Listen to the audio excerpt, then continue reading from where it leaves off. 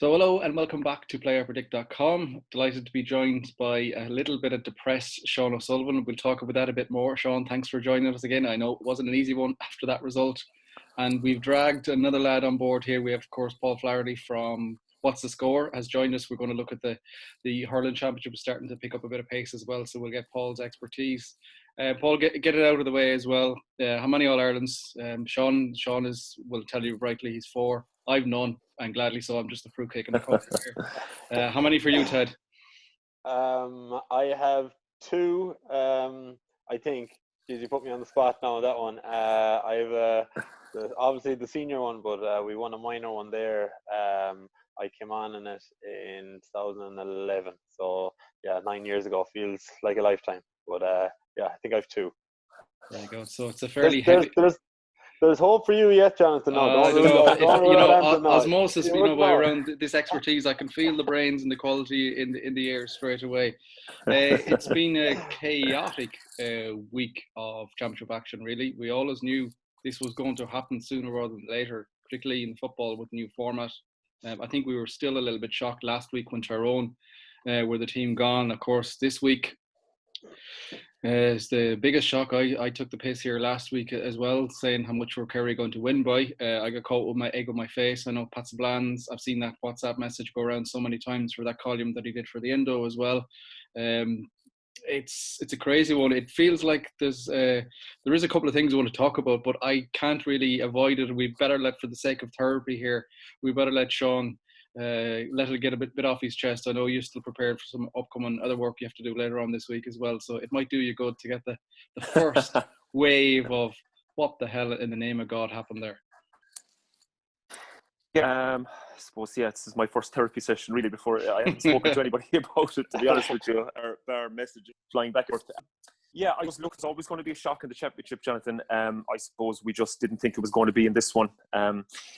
Look, it's not like we went up to Cork, overly confident or complacent, even though a lot of, I suppose, people are saying that they felt there was a bit of complacency amongst the players. I don't think you can judge that watching a team perform. I don't think you can say, they're complacent on any given day. I just don't. And I don't think that group and that management team would have allowed them to be complacent. So I think we've got to strike that one off straight away. What I suppose is disappointing from a Kerry point of view is that we seemed to set up in a very cautious manner. Overly cautious, I suppose, would be the right term. We played a defensive setup, which we have been playing in the league in the 2 games that since lockdown against Monaghan and Donegal. Obviously, with the view to maybe playing it down the line in bigger games, an All-Ireland semi-final and final. Let's be honest about it, because that's where Kerry saw themselves being. I think the talk after the game down around here was that we possibly didn't need to go with that full on against Cork. We didn't need a full, hugely defensive setup playing Cork. Let's be and look, Kerry probably didn't need to go that with that approach playing Cork. I think we of course be defensive and have your setup when you don't have the ball, but we never really attacked Cork in the way that we should have. I'm not taking away from Cork's victory. They stuck in there. They were dogged. They fought harder than us in many areas of the pitch. But I think Kerry never really expressed themselves, particularly up front, and we never saw our renowned wing backs driving forward. We never saw our cornerbacks coming off the shoulder a lot. They did at times, but not a lot. And particularly when we were making our substitutions, we seemed to be bringing on defensive-minded players for attacking-minded players when the game was there for the winning. Let's be honest about it. I felt if Kerry just upped it, went orthodox, played to their strengths, we have the best forwards in the country, along with Dublin and Mayo, in my opinion. Let them play. And I just felt we played with a bit of fear on Sunday, which we shouldn't have been. We were playing a Division 3, okay, albeit they won Division 3, they're back in Division 2, Cork. And I know we've been saying that Cork shouldn't be down around there, but they are, and they're down there for a reason. I genuinely think that we played into Cork's hands, and not made it easy for them, but didn't ask them enough questions, particularly up front. And, you know, when the game was there to be killed off, we just didn't go for the jugular and push on and introduce a few attacking players or leave our attacking players on the field to do the job. Because if we had got out of there yesterday with a 2 or 3 point win, whether it was a normal time or extra time, you know, you could have said we won a dogfight and we can look forward to the Munster final with a lot of work to do. But when you have a 1 point lead deep into the game like that, it's a very dangerous lead, and high ball in around the square, which should have been dealt with, wasn't. And Mark Keane is the hero today, and we're left to drown our sorrows, unfortunately. Yeah, it was a strange one. I'll just bring you in this, Paul, as well. I suppose, with the greatest respect, just to give a bit of background, Paul's club, 1 of 8, they played, and the game that came into my head the whole time was the championship game that you were playing Corofin, and you went overly cautious and didn't really work. Do you feel like something like that almost happened to Cork at the end of the game as well with Kerry? They had so many people back for that last ball, but yet there's almost, like, I think there's 2 Cork people around the goal at the end, but it's surrounded, but there's almost a bit of fear that comes through, that even though there was a load of bodies back there, that they were still able to get that big moment, and it was almost a very easy goal at the end of it, really, Paul. Yeah, I would agree with a lot of Sean's points there. Even though Killian Spillane came on, and he got 3 points, and kind of without him, I don't know who else would have done the scoring for Kerry. But it was a strange game. The conditions were horrific. That was another major factor that you had to kind of take into place. Maybe we're talking about it, but if we were down trying to kick the ball over the bar, it seemed very difficult. And I think Kerry left Cork in it way too long, because I remember David Clifford got a ball and he should have marked it, and he was only 14. He would have just popped it over from 14 yards, but he kept going and put it wide. And he had another free then about on the 21-yard line on his favourite side, and it just went wide in the near post. So I know they were saying that they played negative Kerry and all that, but they missed the chances when they had loads of chances. I don't know how many wides they had. I don't know the actual stat in it, but they had loads of chances to kill off the game, but they left Cork in it. And in fairness, they just kept plugging, and they just got a lucky break. And Tommy Walsh was the lad beside your man that got the goal there at the end, Mark Keane. Is Mark Keane that got the goal at the end? Yeah. So yep. It was Tommy Walsh that was on him, and he's a big strong man, so he just gave him a nudge, maybe AFL kind of type of using the hips or the body well, and just went to the net. But I would say that Kerry they had the chances, like Tony Brosnan had a wide and David Clifford had a few. I know he got a class score, but they just left them in the game too long. They had the chances to kill them off, and they'll be kicking themselves, I think. Yeah, that's a good point, Paul. Kerry only converted 13 out of 30 scoring chances. And that's not like Kerry. And I take your point. You can obviously point to the conditions, but I just, the big disappointment for me was Kerry's decision making, particularly going down the stretch of the game. You talk about David Clifford, who is the best forward in the country as far as I'm concerned. The free he missed, not taking the mark. I know he went for. And we'd be talking about it today as one of the best goals we'd ever seen, the one where he went for it and it clipped the stanchion and went wide. Again, crucial point of the game, pop it over the bar. Every point in those conditions was so crucial. And I know we'd be talking today, what a goal and what a cracking player he is, but maybe just a little bit of more experience and a better decision there. He pops it over the bar. He extends the gap to 2 points again. Cork need to set up the kick out. You go after the kick out again, and you force them back into their own half. These little things. David Moran will be disappointed with a few shots he took on late in the game. Again, an experienced player who rushed a few things when he didn't need to. Do you think he was a black card? I didn't think he deserved a black card. No, I don't think so. I think those decisions, I think a lot of that was like Ian Maguire. If that was a black card, then Ian Maguire needed to be looked at as well, because he was kind of guilty of a lot of those little things all day. But there was a lot of that stuff going on, and maybe the referee was taking conditions into account as well. But I don't think David Moran was a black card, no. But it's those type of things that cost Kerry in the end, and Cork just hung in there.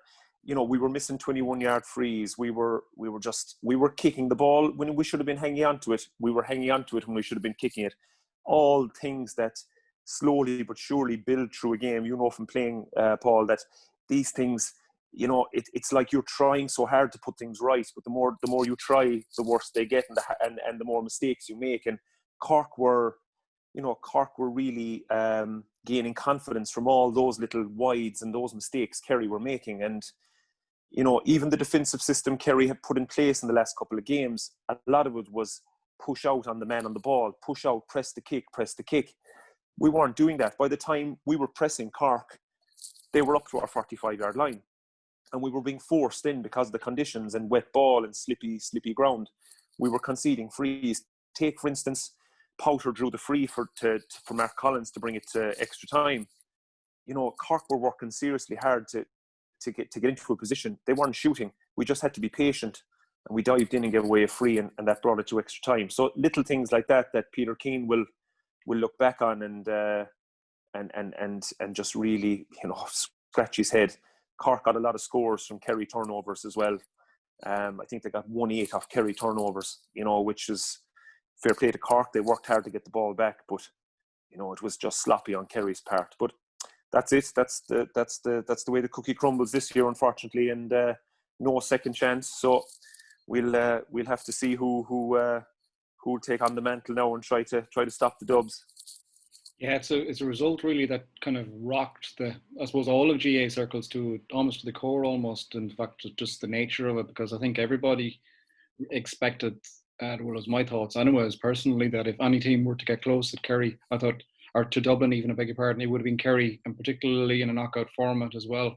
They could have done a bit of damage to them, and of course the scars of last year, that extra motivation, a bit of freshness, whatever. I thought things were starting to come right. So it was a result. Again, we were going to expect these big results and teams gone early, but I did not for the life of me expect this one. And it's definitely a result we hope we all got wrong as well. Where to now? Like, I'm sure it's still early after the result. It's still raw, but there's going to be a lot of questions. It's going to be a long year, even though it is late in the year already. It's going to be an even longer winter in terms of Kerry football, isn't it? It will, yeah, it will, and believe me, we're no better county for inquests down here. Good post-mortem ongoing, is there? Absolutely, yeah, absolutely. Did it around 6 o'clock yesterday evening, and it's continuing on today. Look, obviously, the management will be, players and management will be questioned when you put yourself out at this level, whether you're a player or a part of a management team. You leave yourself open for criticism on a day where things don't go right. Look, the management, I don't think there's any question that they'll be for next season. Peter Keane has been in charge 2 years. In those 2 years, we've got to a league final in his first year, lost to Mayo, lost an All-Ireland after a replay, won a Munster Championship. This year he won the league, albeit it was a funny league because it was stop-start, and obviously beaten by Cork. So I'm not sure, did Peter get a 2 or 3 year term? I think it was 3 years. So there's no question that management will be back in force and getting ready for 2021. Look, this will be an opportunity for them. They'll put this away. They'll hurt for a while, but they'll probably be back into training soon enough, because the 2021 league will be honest, before we know it. Some of the players, that's still a very young team. The average age is fairly young, particularly when you go through the starting 15 from Sunday, and you see a lot of those guys are young fellas who are still not barely out of under 20 grade. There's loads of positives that Kerry will look at from this year, but it still won't paper over the fact that we lost a game that we shouldn't have been losing, really. So look, the inquest will go on for a while, but it'll be forgotten about, and it'll be back to square one for them. Even after losing an All-Ireland replay last year, you were as Peter Keane said, you were still down the bottom of the pile. You had to regroup and go again. Nothing has changed. They lost to Cork on Sunday. They'll have to regroup and go again for next year.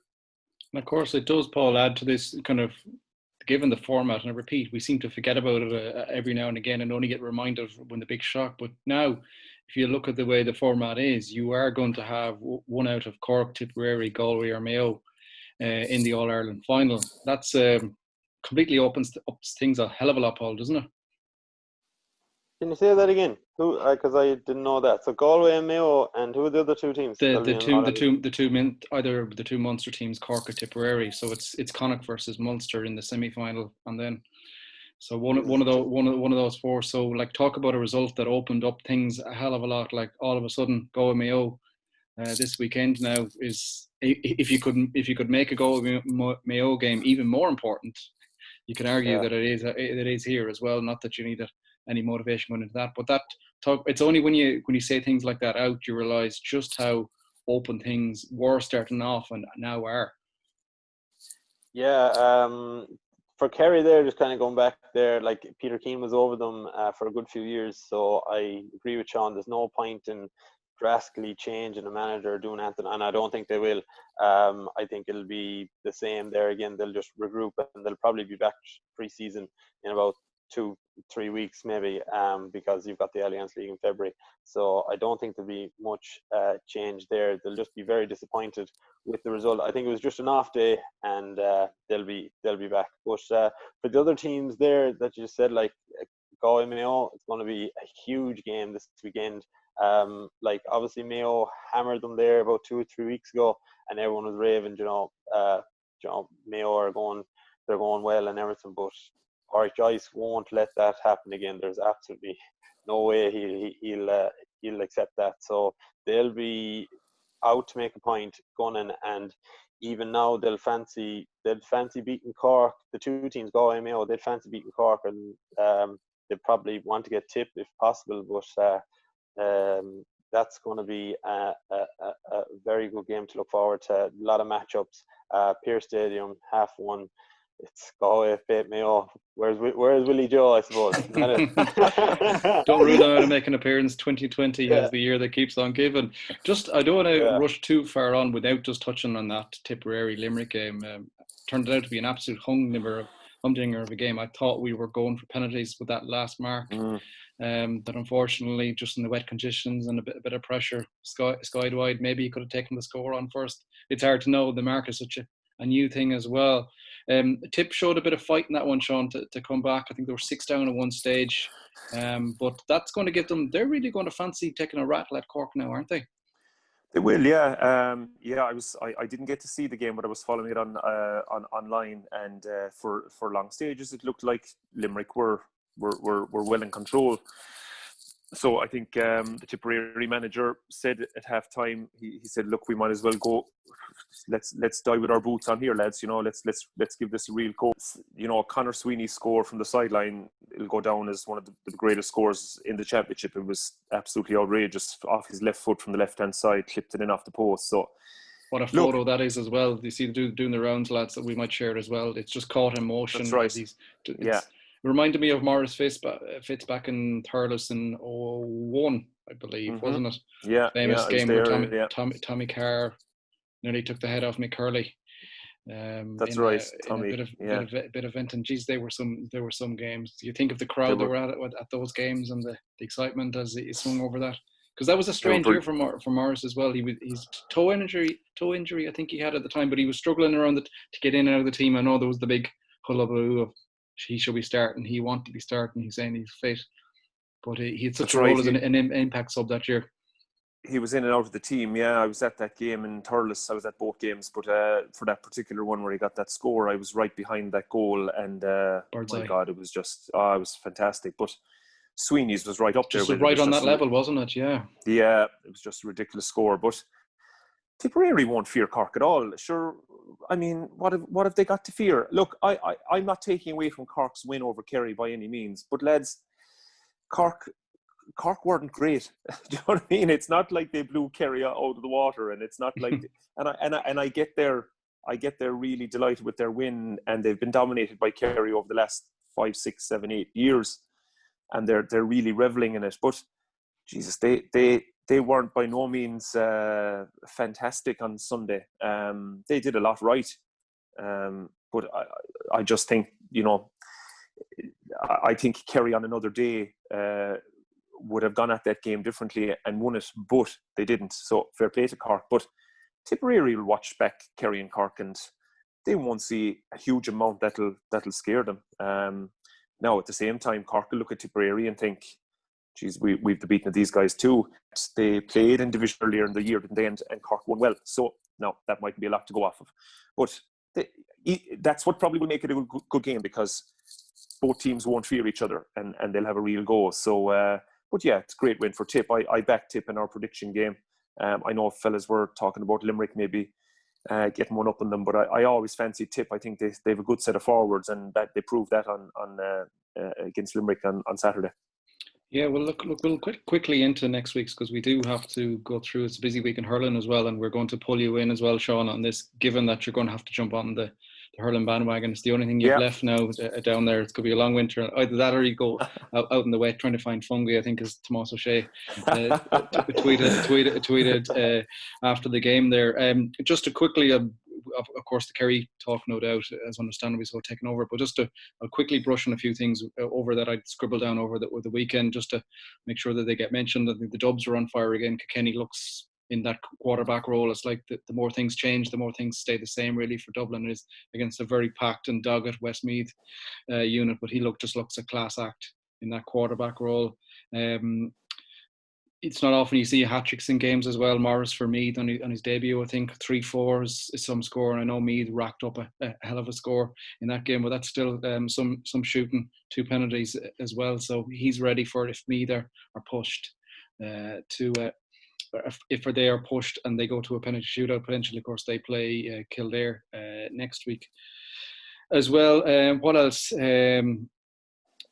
Just to touch on as well, I know it was touched in the Sunday game as well, but Neil Flynn touching on that Kildare game, to coming on after burying his father, and then to come on and make such a match-winning contribution, 3 points, and so dominant as well. Like, you can't be but not be touched with that story as well. I don't think I'd been able to be any fit state to come on and play, never mind come on and play so well. So talk about a tribute to give to your father as well. So no doubt they shared a lot of times on that journey together. Now, I just thought it was a nice poignant touch and something just to mention as well, because sport is great and all that, but when you see stories like that, it touches the heartstrings, doesn't it? It does, but sport can be a great release too, Jonathan. You know, Jack O'Connor mentioned that Neil Flynn didn't get much sleep leading up to the game, and of course he wouldn't have gone through such a difficult time. But you know, he probably, in a way, enjoyed meeting up with the Kildare panel and getting out and togging off and doing his warm up and getting onto the field. And he probably had something to not prove, but you know, I suppose he had a little bit of motivation to, you know, give his father a good send off, and he did that by playing a fantastic game when he came on. So sport can be a good release in difficult times as well for people, you know. Absolutely. So let's look forward to next week then, and we'll get on the game act, and we'll get Paul in as well. I do have the biggest lesson for everybody out there, and I'll look straight down the barrel of the lens for this one, and I feel like if I could add some dramatic music right now, Sean is smirking, he knows what it is. I spent last week taking the absolutely monkey out of Sean for getting a few more right for him than last week, and in all my haste and in all my blackguard and the ultimate karma definition, I appear to not have done the most important basic step that a 2-year-old would know, and click save predictions on the bottom of them. And only one of my predictions from last week was actually locked in at all. So for the love of God, folks, press save predictions. Don't get called out. You could almost, if I was being a right bluffer now, I'd say I was just trying to teach everyone a lesson and all that, and just to show how important it is, etc., etc. But there isn't. I was just blackguarding, and I forgot. I think the only one you got right was Galway to beat Sligo, and sure they got a walkover, didn't they? Yeah, that's it. Yeah. So Paul, it's a good lesson for Paul Lanos as he comes on board with us. Of course, you'll know Paul. Paul's you'll no doubt have it in your pocket as you're trying to keep track of the scores. It is I'd say the world famous. It has definitely been used around the world. I know it was with the Irish contingent, the What's the Score app, which is the best place to keep in touch. For all GAA games, really. Paul, you're a busy man as well. Just to give you a minute on that, you get time to breathe at all with all these games coming thick and fast. Dude, thanks for the plug there. Now, badly needed. You're supposed to make it. You're supposed to make it subtle and just continue on. I know. Yeah, it's very busy here at the minute. There's like it's inch-county now, so it's so popular, you know, worldwide. You know, GAA goes great, but you know, there's games on at the same time.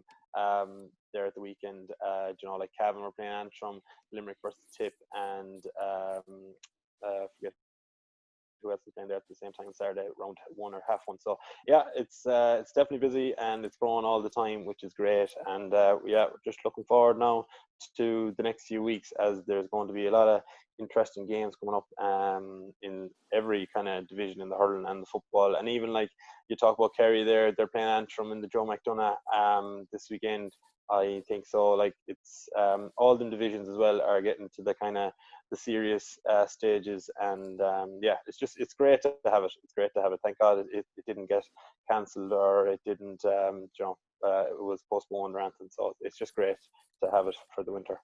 And of course, as well, you were telling me about the new feature that you have ready to push notifications when Galway do the double. You have a special feature to come out, don't you?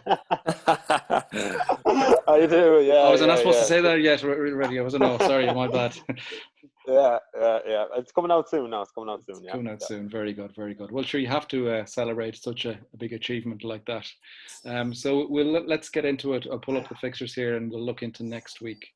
Yes, so it's another busy one. We'll look ahead. We've gone through the post-mortem. Sean is still feeling, I think he's feeling a little bit better. We'll look onwards and upwards. And there is no Kerry teams in this one, Sean. This just to be bare way. We won't see Kerry for a little while unless you jump on the hurling, just to get that in.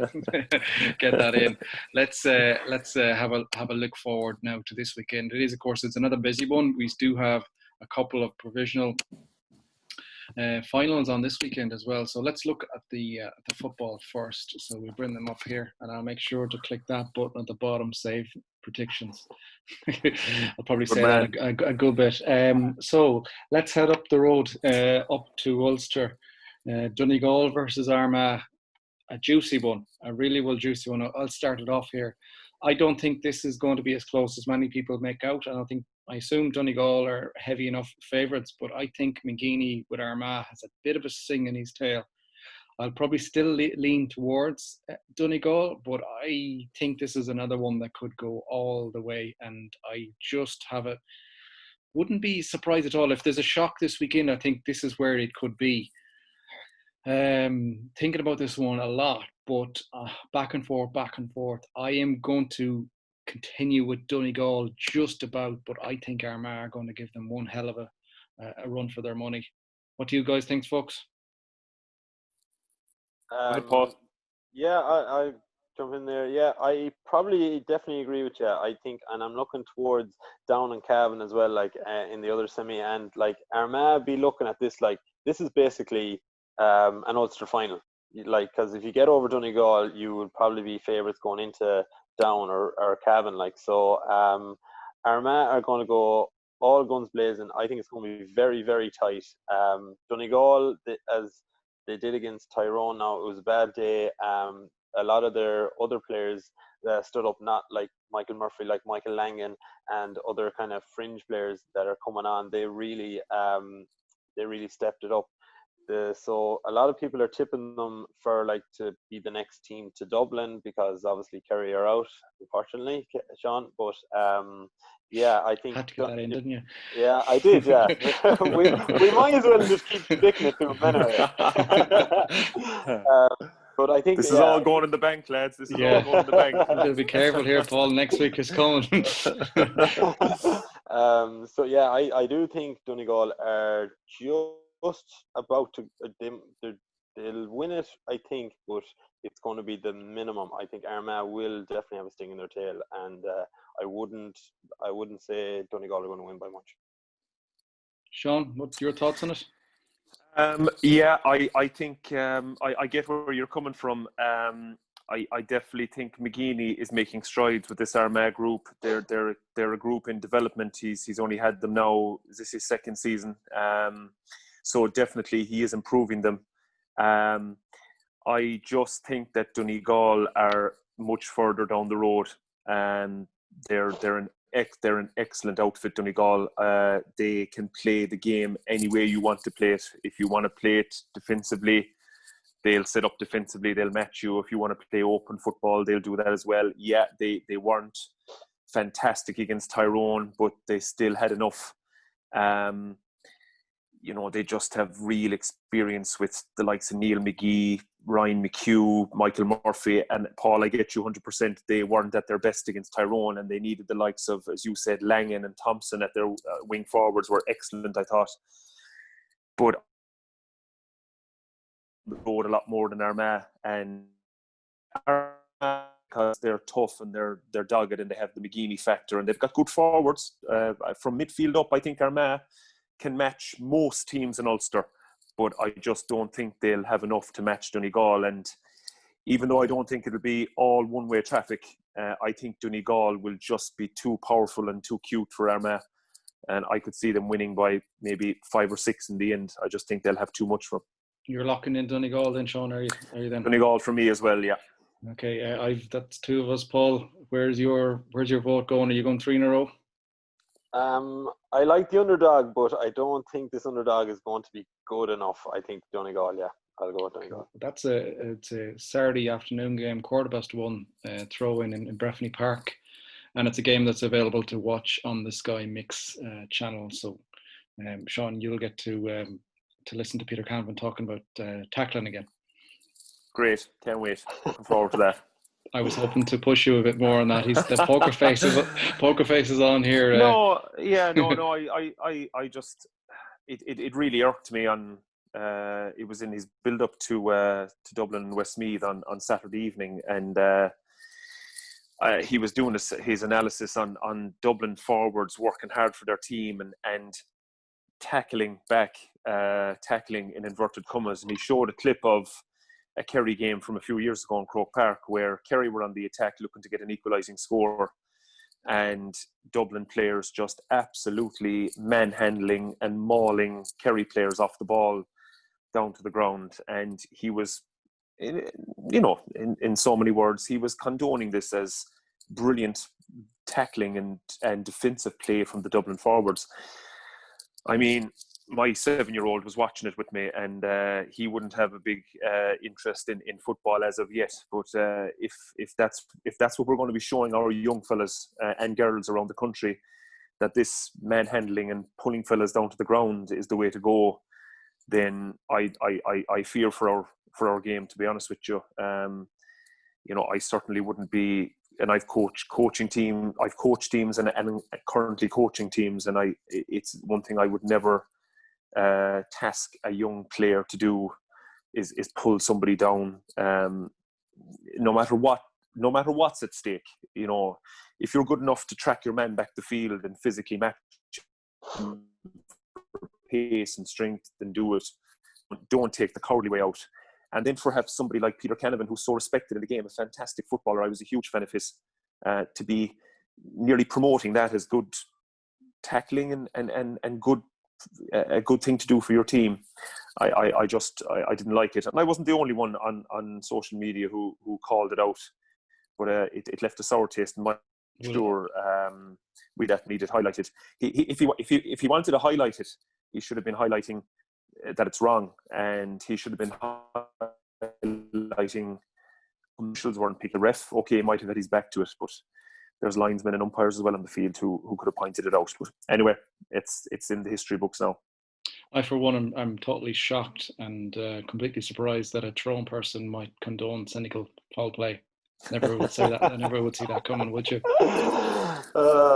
But the piece itself, I don't want to get into too much, but it did madden me. It wasn't even presented that well. He was stuttering the way through it. It was badly presented. His point was badly presented as well. I thought it was just sour taste all around.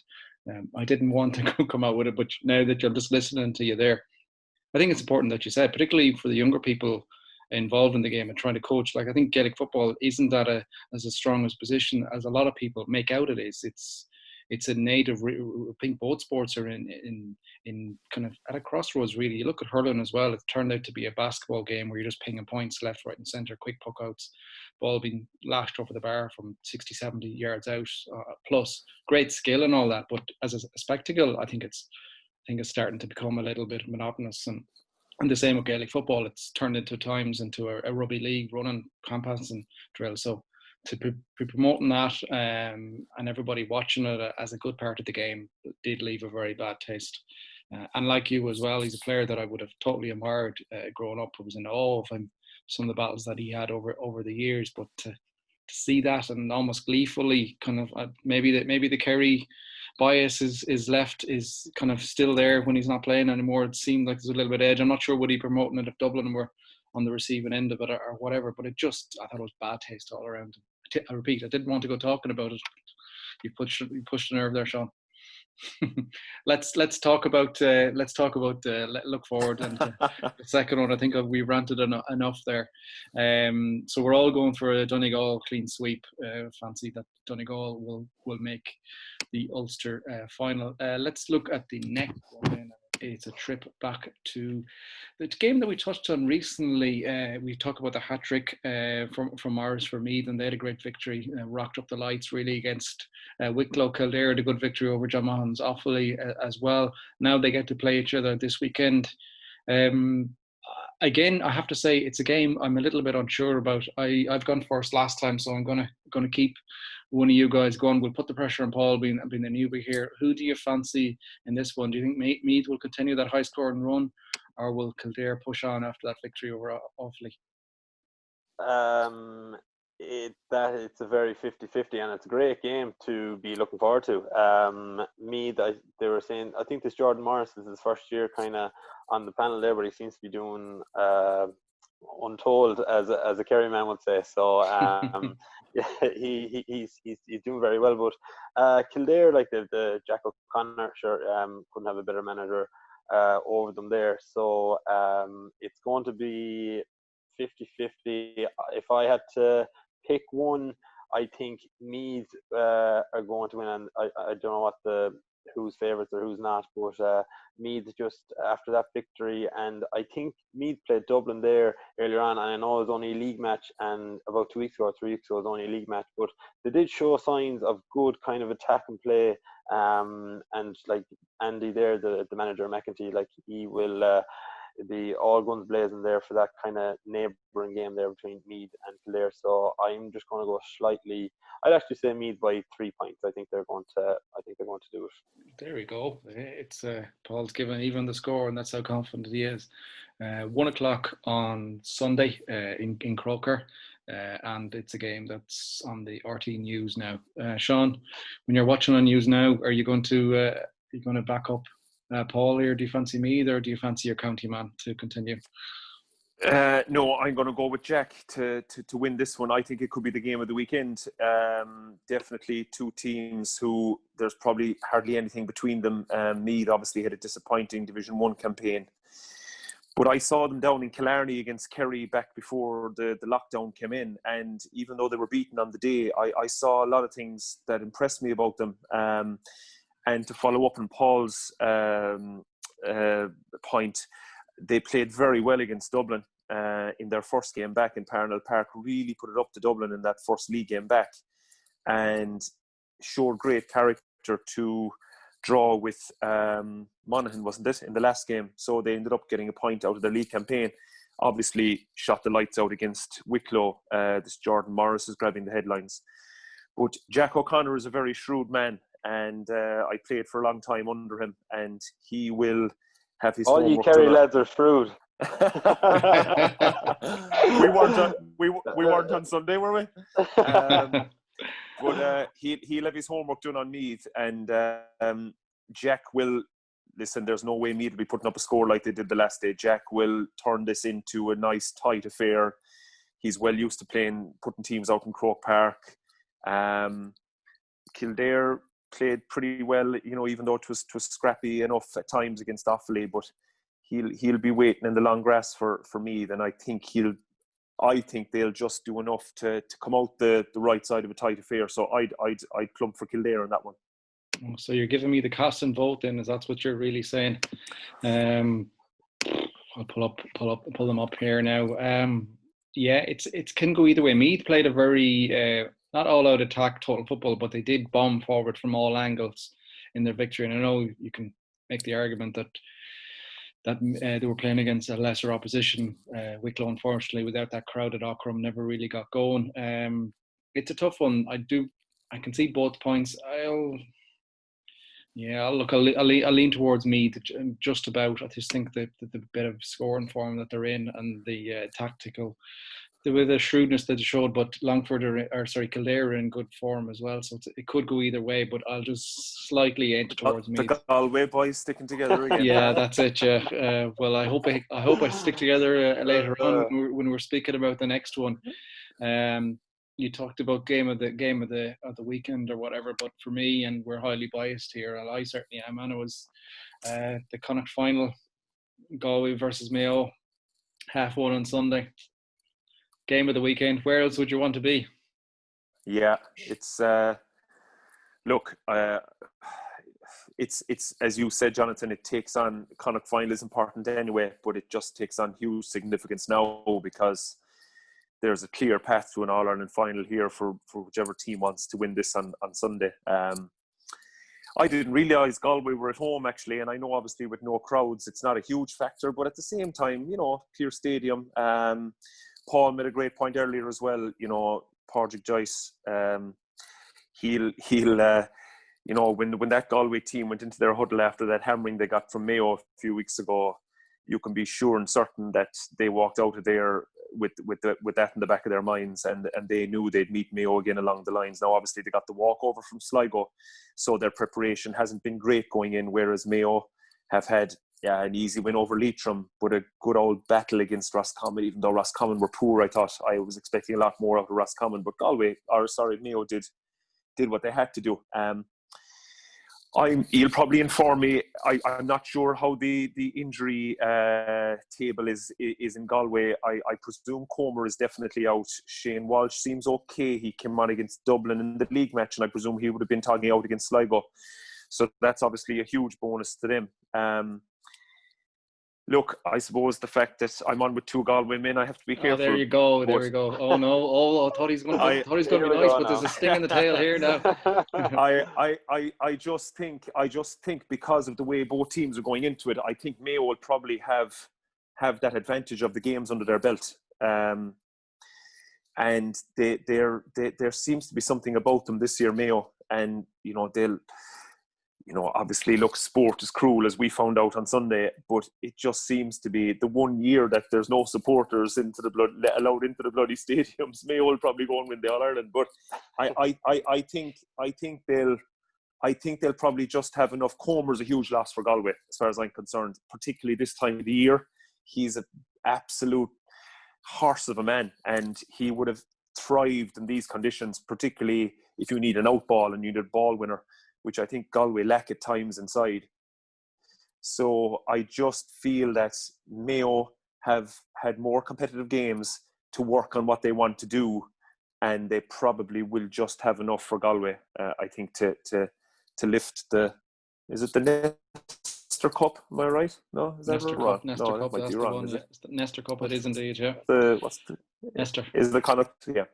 So I'm going to go Mayo on that one, Jonathan. Yeah. It was nice talking to you, Sean. Best of luck with everything. Enjoy the hurling.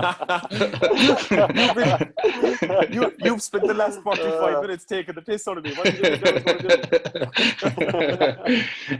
to do? To be honest, this one is on a knife edge, and of course, look, it's always going to be Hart will want Galway to win, and think no matter how bad of a team or how bad the circumstances are. We'll always think that Galway have a great chance and we'll always beat Mayo. That's just the way we grew up, for better or worse. I do think it isn't as kind of some people are saying this is going to be a walk in the park for Mayo. I don't think it will be for that. Definitely not for large periods of the game. I think the key really is if Galway are able to push out and stop that running game from Mayo, really, and get, because he saw much damage that didn't shoot him. They had runners from left, right, and then I don't know what you're laughing at, Sean. Who's saying it was going to be a walk in the park? That's you saying that. Yeah. That's the. I never said it was going to be a walk in the park. Oh, that's you did. Just you now 30 points. That's you. That's you trying reverse psychology. I never said it was. By no means is it going to be a walk in the park. I think it's going to be a tough game, but I just think Mayo will have a little bit more on the day than you, because of the fact they're coming in. I think Galway are coming in a little bit cold, but no way will it be a walk in the park. So don't be putting words in my mouth now. Well, I was just going to send it on to PJ and the lads there. Sean O'Sullivan slates. Oh, that's the team talk done already. No, I have actually heard in some places that Mayo are very optimistic. And look, as you touched on there, joking aside, they deserve to be, given the form and the run of results and how one side of the game in Tuam was only a short while ago. It's a funny one. Had the game been played earlier on the year prior to lockdown, you would have fancied strongly Galway, would have felt, given the run of form and everything, kind of that boost that Pádraig had given. It's taken a bit of a lull because of lockdown and whatever, and it is a different style of football that you have to play really in these conditions. But the key really is with Galway is if they stop that running and running through from Mayo left, right and centre, that's what killed Galway and Tuam. The half back line destroyed Galway completely. They destroyed all the kickouts as well, and they ran, and then they were able to get good ball into O'Shea inside, and he was just able to run an absolute muck. So that's the key really, is just getting pressure out on that. Look, we'll have to hope. Galway are at home. We'll have to hope that there is going to be a rebound. We haven't really seen it since the restart. Not having the game is a bit of a disappointment. It would have been nice from a Galway point of view if they'd played Sligo, even if it had been a weakened side, Sligo, and just got a little bit of dirt out of the tank, out of the petrol or whatever, and kicked up a few scores and got a little bit of momentum. Look, it's the way things are. They don't have that.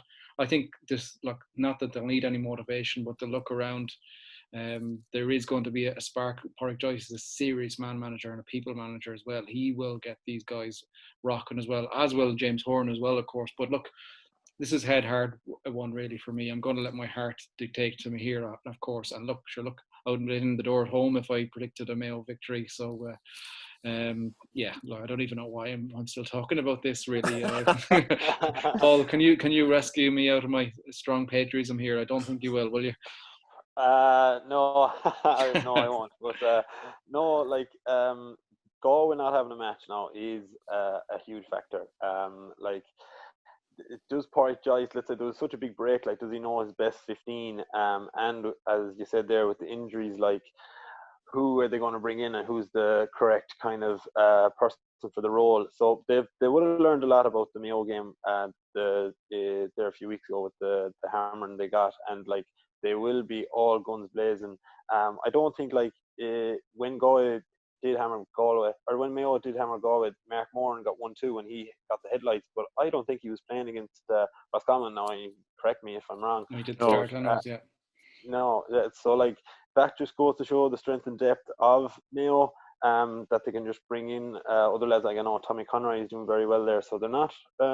It's not Aidan O'Shea. It's not the usual guys. Again, they've got one or two younger guys, kind of like Donegal, as I said earlier on, they've got a few fringe players that are coming, and they don't be as reliant on the other players. And then you've got Lee Keegan and Paddy Durkin running from the back, and sure, they're awful hard people to stop. So Galway have it all to do. To be fair, they will give it an absolute. It's in Pearse Stadium. It's Galway versus Mayo. It's going to be a great game. My heart is going to go with Galway, but they're going to need a lot. They're going to need a bit of luck, and they're going to need maybe a storm coming in Sawtill there to kind of, maybe they play with the wind with both halves or something. But I was just about to say that. Can we play up the fire and goal twice? Yeah. But, that's I'll go. Obviously, I'm going to go with Galway, and I hope they do it, because it's a great route to the All Ireland final nearly. But it's going to be it'll be hard. It'll be a hard game. Yeah, no, and what you would say, it would be a shame for Pádraig Joyce, given the good work and the series results that he got in the league team, in the league earlier on prior to lockdown. If they didn't get a good rattle, or their season was finished first day out in effect for them. The one thing that you would say as well, just to quickly touch on it, Mayo are very much in a rebuilding phase as well, and they have a lot of, some of the experienced names are still there, and we saw Connor play so well as well against Roscommon. But just bear in mind, there is a lot of youngsters in that team as well. Now, I'm not saying it's definitely going to happen, but there is a possibility, you know yourself, young ones, lads coming through where the pressure might get to them, or they just might be an off day where they will have to go back to the experienced heads. Really clutching at straws here, but it's just... go on. Sorry, Jonathan, we're cutting across you. I think that this year, that goes out the window with no crowds. So? Yeah, I don't think it will get to the likes of young Tommy Conroy there now, for instance, because there'll be no partisan, or well, it's not partisan because obviously there's a allocation of tickets and stuff normally, but there'll be no Galway crowd roaring at him, or there'll be no expectation from the Mayo supporters if he kicks one wide. There'll be no awe from the crowd, or I think that takes a lot of that pressure off young fellas in everyone. I think it takes it off everyone because there's no crowd. Of course, there'll be your nerves playing in a Connacht final, your first Connacht final, or maybe for some, maybe even your first championship game. But I think it takes away a lot of it when the crowd isn't there. But that's just my opinion, But one matchup I'm looking forward to seeing is Aidan O'Shea, full forward, being marked by is it Sean Endy, Ní Callig? Is it Sean Endy? Yeah, he had a bit of a stinker against him in the league game, so he was dropped from the next game. And then it'll be interesting to see what way Porrick goes with that one. Yeah, I just wonder, will he be given the role again? Will he back him to make up for what happened in the league, or will he go a different way about it? Because O'Shea is going to be in there, and no matter what you say, he's a focal point. He was a focal point the last day against Roscommon, but that'll be an interesting one. But the big one for Galway is, can they stop Mayo's runners? Paul said it there, Durkin, Keegan, these fellas driving out at the back. They have a corner back there. He's got a kind of a long hair. I didn't quite catch his... O'Hara. O'Hara, is it? He doesn't care. He wears number 2. He doesn't care. He drives up the field. It's that's Mayo's strength. That's Mayo's strength, driving forward like that. If Galway can stop that happening fairly, not the I was going to say, we'll get Peter Canavan down to do a couple of coaching lessons. Well, that's why McGuinness was down, I presume, was it? But if they can stop those runners, which is very easier said than done, then Galway will have a great chance. But I just think that Mayo will have that little bit too much. But you're both going two Galway and one Mayo there, is it? Yeah, so it's Galway's on mine. Well, let's quickly run through the last 2 games, because we are running out of time. This between Galway Mayo and the Kerry post-mortem, we've had quite the off the record or off the script chats. We head back up north into the other semi-final. Cavan down. How do you see this one going, lads? Paul, you're going first. Quickly, where do you see this one going? I would say down. I seen your man there. I think it's Mooney. I forget his first name, but he was he soloed in and he ran straight through and gave a hand pass, and they just walked in the goal, and they just looked really sharp. I think Brian O'Hagan got 3 points in play as well. I just saw a few clips of it there, so I would pick down to get to the final. And you, Sean, you agree? Or I'm gonna lean towards Mikey Graham. I think he's just such a good manager this time of year. I think it's hard to. He's going to give the couple of percent for me. I'll be locking in Cavan on this one. Your thoughts? Yeah, I watched Cavan and Antrim, and I didn't see all of Down and Fermanagh, but Down, it was an edgy enough game, but as Paul said, Down had that little bit more cuteness and probably the better forwards to see them over the line. Cavan weren't great against Antrim. I know they were coming off the back of a tough old slog against Monaghan the week before, where it went to the extra time, but they caused the first shock of the championship, really, I suppose, by beating Monaghan. So I think they might have been a bit tired in the legs against Antrim, and Antrim played a very slow, lethargic kind of game, and it was poor enough stuff now, I have to say, but Cavan did enough, and they just had that bit more quality. So again, I think because are Cavan at home? Are Cavan at home in that? I think they are. I'll just pull up the TV schedule. Unless it's a neutral venue. Oh, it is neutral actually, because Donegal was in Braffney. It's 1:30, and it's on BBC Northern Ireland. Then the Athletic Grounds. Athletic Grounds. So yeah. So, okay, so that doesn't really make a difference. I thought if Cavan were at home, it would maybe plump me even more for them. But I think I'm going to go Cavan. Just about. Down will probably have looking, and I'd say if you line the 2 team sheets next to each other, you'd probably pick more quality footballers from Down. But I just think Cavan play more of a system, and they're used to their system. And Mickey Graham he's a cute man, and he seems to be reveling in this role now at the moment of trying to get Cavan to an Ulster final against all the odds. So they were definitely, once they got over Monaghan, their confidence will be through the roof. So I think they'll bring that into this weekend again, and I'm going to go Cavan on that one. Yeah, well, that's 2 of us for that one. And then the last one, with all due respect, let's not even go there. Dublin versus Laois. Laois, say your prayers, roll your beads, cross your feet. all of the above, every cliche under the sun. No, I know sport is full of twists and maybes and people getting egg on their face, but I'll give up sport if there's a shock on that one. Put it that way. I'm gonna save my predictions this time as well. We are saved. There we go. Prediction has been saved. Got caught with egg on my face there last week.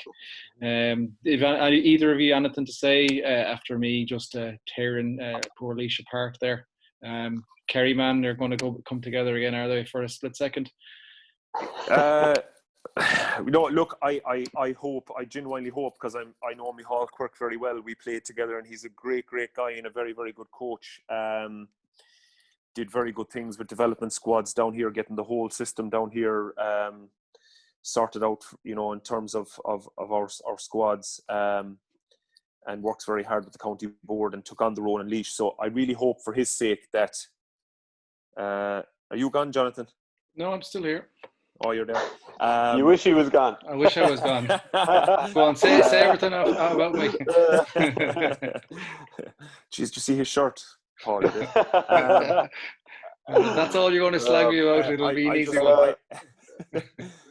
I just really hope for Micheál's sake that Laois, obviously we saw Westmeath against Dublin, and it was very one-sided, and Westmeath tried, and they tried hard. Laois will do the same. Micheál will have those guys revved up to do themselves proud. They will be beaten, but I just hope for his sake and the work he's put in travelling up and down to Laois there that they put in a good show for him and for themselves and for their county. But there's only one winner there, really. So yeah, but after all the nice Kerry man speech, you're still picking Dublin, yeah?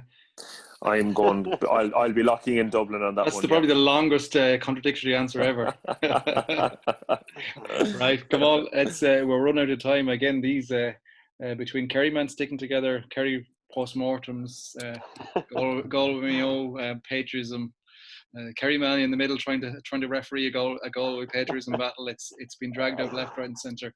We are going to switch to the small ball. We do, of course, have Paul on here. Sean's getting up. He's not going to walk away, but no, we're going to drag him. No, I'm still here. As we said, it's the only thing you can shout for this year so far. But let's quickly look at these. There's 4 big games on at the weekend. The first one up is the battle of the former Clare teammates. I don't think they're the best of buddies now by all regards. It was, of course, the full-back goalkeeper, and so they had a lot together. Whatever happened, which we won't get into, there does seem to be a little bit of distaste and a little bit of a rivalry, shall we say, and is, of course, Clare versus Wexford, Davy versus Lohan. This one writes every soap opera in the name, really, for it. Where you fancy, Wexford got a bit of a trimming of Galway last week. Davy was very, very vocal afterwards and didn't even hide his P's and Q's, explaining to the media afterwards. Do you fancy a kickback here from Wexford, Paul? I do. Wexford were extremely poor against Galway. It was kind of a mix of being extremely poor and Galway were very sharp. It was kind of a mix of that. So Wexford, I think they were saying on the Sunday game last night, like every team would probably want to get Clare, and it's fallen to Wexford. And I just think that there's the same now kind of with Pádraig Joyce there a few weeks ago, that like Davy, he got a bad run out of the guys. Like I don't think I'd like to be in the dressing room. No, certainly not a trend during the week either. After the game, during the week, or even for this game, because if you don't do your job, I'd say he'll hit you. He'll hit you himself. So may or may not be true. This is not the values of player predict. All views your own. I know from first hand, because I was under him for 3 years there in LIT, and if you didn't put in your shift, Jesus, he give it to you and he doesn't spare it. So definitely, I think Wexford versus Clare. I think it's on a neutral venue, but I just think Wexford, they have definitely, like, last year they played Tipperary in the semi-final, and like once Tipperary got the red card, that's the only time Tip really got going, and they actually won it by a point or two. Like Wexford, it was there to get into an All-Ireland final. So that form has to be somewhere. Then it's still the same team, still the same players.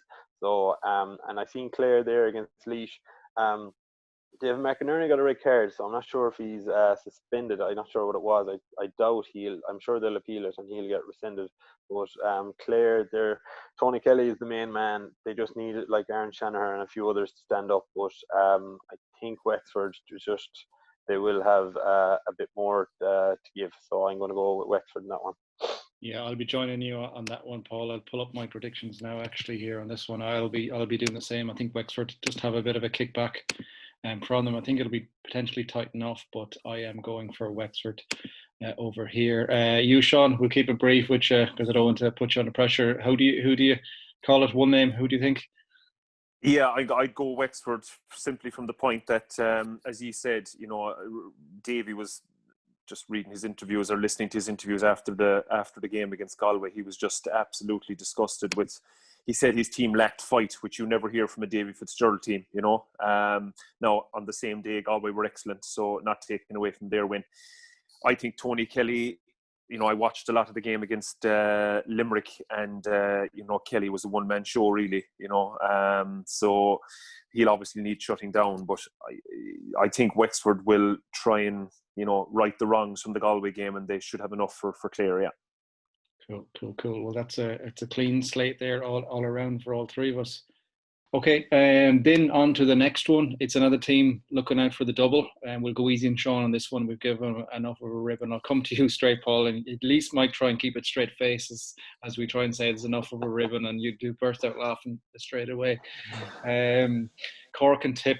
This is up here on Galway Mayo this weekend in a battle for the standout games of the weekend. Of course, this is knockout as well. Humdinger of a game potentially. It could be extra time. It could be penalties. It's that tight. The two teams I think are very close. You expecting a tight game as well? I'm expecting a tight game, and I'm going to go off the footballers after they did such a great job last weekend. Couldn't get another dig in, isn't it? Even when we're talking about hurling, we still can't resist. I seen them there against Dublin, but Dublin didn't really put up much of a fight. But I think Cork. I'm going to go for the underdog here. Tipperary, obviously, they're the All-Ireland champions. I just think it's a Cork and Tip. You go back the years there, they're such big matches, and I think Cork are just going to. I think they're just going to do it. I hope that could be the big shock of the weekend, that Cork might pull it out of the bag. Now Tip could win if they get going with John Dwyer, John McGrath. They've got such quality forwards; they could win by 10 points. But I'm just going to hope that Cork. I think Cork are going to do it. I just have a feeling. Geez, it sounds like you're speaking about previously managers there, previous Clare managers. You sounded like Gerald O'Connor there. We're going to do it. I suppose. Oh, absolutely. Absolutely. And do the big one. And the Sir Farrell laugh beside us as well, and we'll be sorted. He's a guy that unfortunately I can't look straight in the face anymore thanks to Conor Sketchers. He's absolutely warped my mind in that terms. I suppose really the key in this game, Sean, is to make sure not to go too defensive and don't let any high balls around the goal at the last minute of extra time. That's really the key here, isn't it? That is key, yeah, absolutely. No, I'm actually going to go for a Tip win here. I know Liam Sheedy from a previous life. He was working with the Bank of Ireland same time I was back a long time ago now. But Liam is a great guy and he's a real motivator, and he wouldn't have been happy with the Limerick result. Sorry, it was Limerick beat Tip, wasn't it? Yeah, wasn't it? Yeah, it was. Yeah. Bad day, wicked day. That's right, in Páirc Uí Chaoimh. So he wouldn't have been happy at all with that. So I think he'll be. And look, he won't want to relinquish their All Ireland title that easy. So I think he'll get a good reaction out of Tip. Cork, remember, lost to Waterford and weren't great on the day. I know they kind of got back on track with the win over Dublin at the weekend, but as Paul said, Dublin weren't at the races. So I'm not sure Cork even know where they are themselves, really. Kingston has made a lot of changes. So I think Tip have a more settled team and can call on a lot more experienced players, particularly up front. So I'm going to go for a tip win in that. And you told me, Sean, you knew nothing about hurling. You know, Here's I'm Best Yeah, friend. I know that, but I know I'm know the manager well, and he does this and he that. It was a very. I'll give you the biggest compliment. I agree with everything that you said, apart from the known Sheedy part. I do fancy Tip to have a bit more leg power here. I think Cork are still there's too many unknowns. I know they're trying to get this running game on. A couple of changes. They're not Tipperary a lot further down the road. And I think in Sheedy as well, he'll have them absolutely pumped for this game. I just think that they will do enough. And if I share my screen here now, you'll see me going to lock in. If I lose that in a second, but I am going to lock in Tipperary in that game as well, and I'll make sure to do it. This is another one, Sean, where we're going to be biased. I don't even know should we bother coming to you, Paul. We'll even it is of course the Leinster final. It's a new age. It's a new age rivalry, isn't it? Yeah, but it's very hard to write off Cody. Like everyone will be fancying Galway, but and I hope they win, obviously. But it's going to be a ding dong battle. It could go to penalties. It's that tight, I believe.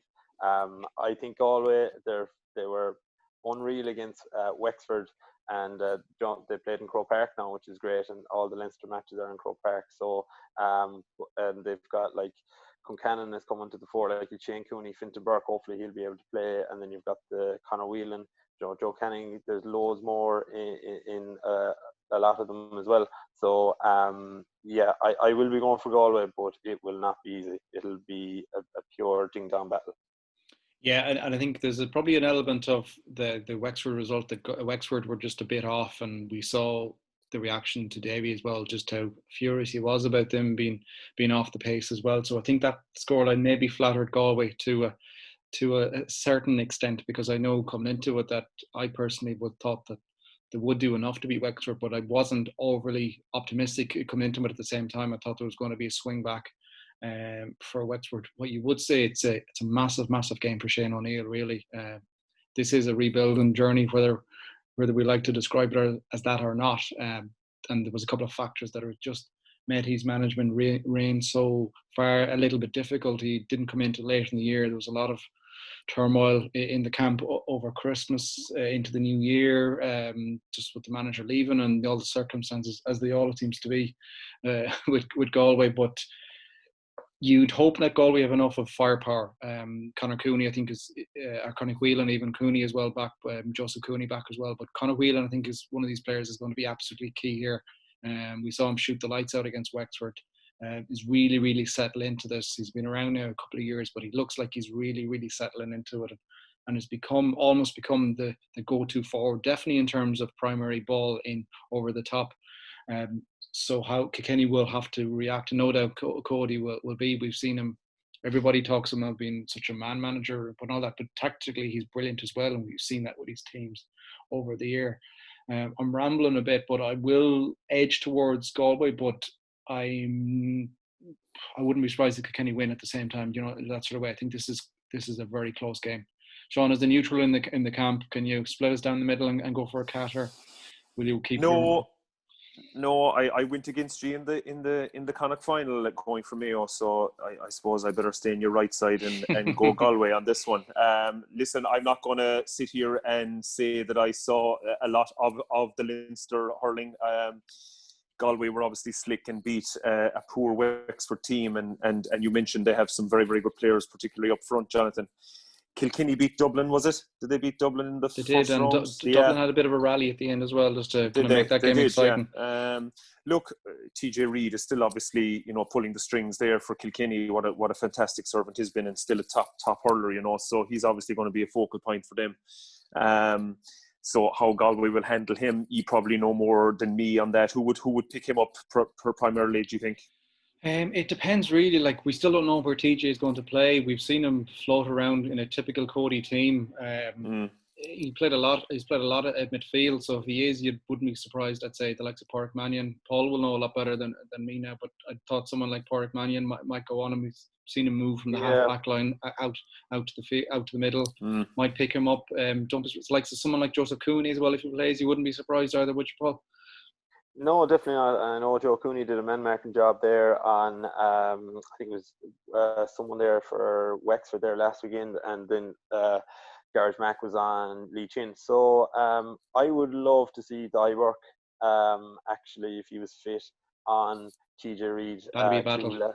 Yeah, that'll be some battle there, because they wouldn't give each other an inch. And also, I think Fintan Burke as well would give TJ Reid a right go, because like he's just after coming in, he's nothing to lose.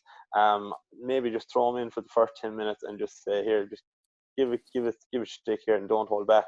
And that could be an interesting one. So it's not as if Galway don't have the backs to mark TJ Reid, because you've Pádraig Mannion there who's savage as well. Like, so they do have a few options there, and if it's a physical battle they want, they might put Garage McInerney on him to he can maul him there.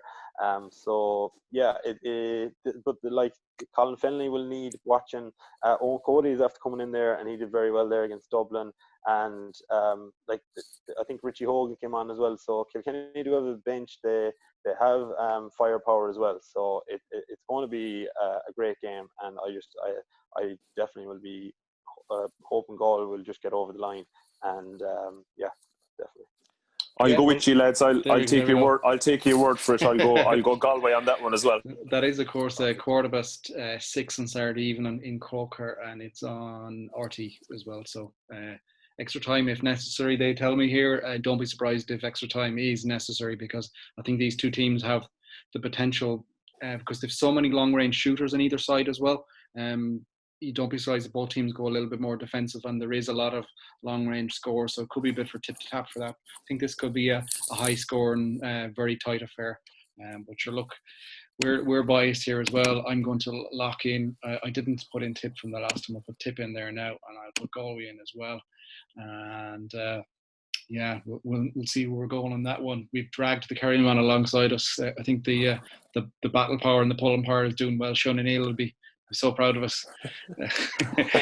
we'll go on to the last one, and the last one of our prediction game, and this is the hurling game as well. So I know we pushed a good bit on the football game the last couple of weeks with myself and Sean, but again, if you go to playoutpredict.com and flick down towards the hurling championship, it is there, and we'll put a bit of we have a superstar involved with his own app and everything there. He's all telling us stories about Davy Fitz and whatnot as well, so we will push it a bit more. So do come along and give your predictions, as you can see on my screen, and press save predictions on the bottom of the page.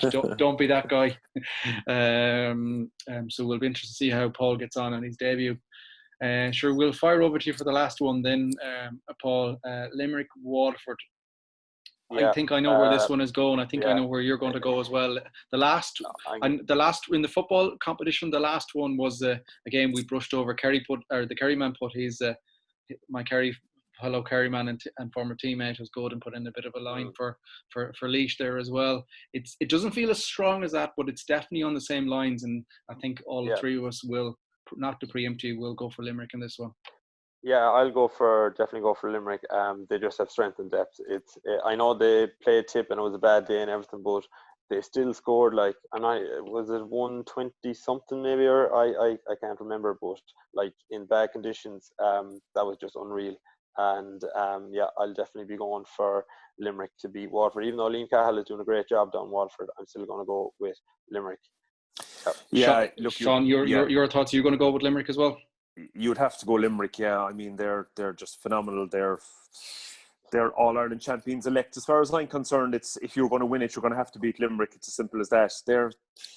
Obviously their hurling skill is second to none, but their physical power. You know, I heard them talking, a few pundits talking the Monday after they beat Tipperary, after they beat Tipperary, and it was a case of like they're just gone to a whole new level in terms of their physicality. I think there's a picture doing the rounds on social media of one of their players from maybe 3 years ago. Was it Garrod Hagerty or someone like that? I'm not 100% sure. And he's in the same pose holding the hurley 3 years later, and he's like a different man. You must have got hold of him in the gym, Sean, did you? I wish I did. I wish I did. But my God, and I mean, if that's just a snapshot of his development physically imagine what the whole group have done together, you know. And look, I'm not saying you have to be a monster to be a brilliant hurler, but particularly in these conditions, the way the championship is, and we're playing in wintry, we saw the conditions against Tip, as Paul alluded to. Physically, like, you know, it's going to count for a lot, and they just seem to be quicker everywhere, all over the field. And look, I hope not, because we all want to see competitive games, but I think it could be a long day at the office for Waterford if Limerick get into their stride. So yeah, I'll be locking in Limerick. Yeah, clean slate across the prediction trails for both, or all three of us there, in terms of Limerick.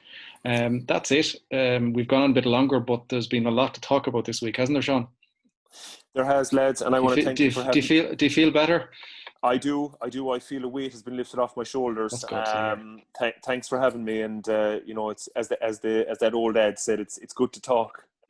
Well, it sure is. It's been a chaotic week. We've gone on probably way longer than we expected, but there's a lot to get stuck into it there. Once we leaving aside the Kerry post-mortem, there was a lot to go, no doubt. I was about to say next week we'll probably have a shorter show, but you look at some of the fixtures there and the way they're going, and particularly a few of them would, for this three-man team are from, there could be a bit of a backlash from the southerner here.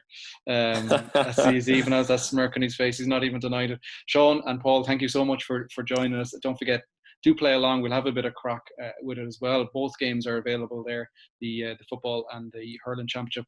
Premier League is there as well, if that is your thing. As well, so just go on playerpredict.com and then go onto the predict section, and you can just play along and hit save predictions, because you'll be gone if you don't, and you'll only end up with one right out of maybe a few more. We'll see how we all get on. I'm looking forward to Paul's introduction into the league table and the bit of slagging that we'll have during the week with him. But thank you for watching, and stay safe, folks. Talk to you all soon.